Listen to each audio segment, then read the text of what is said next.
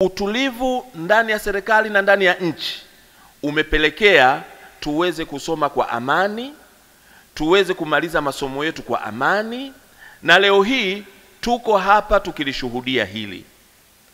Ni jukumu letu vijana, ni jukumu letu wanafunzi tunaomaliza leo, ni jukumu letu wanafunzi tunaokwenda na kuendelea na masomo, kuhakikisha tunailinda, tunaienzi na tunaithamini amani ya nchi yetu.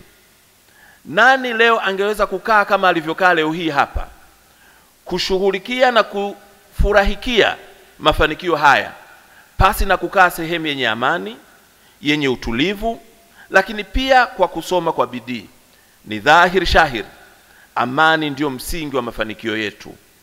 Kila kijana anayemaliza leo hii, kila kijana anaendelea na masomo, ni wajibu wake kulinda, kuenzi, kuthamini na kuitetea amani yetu.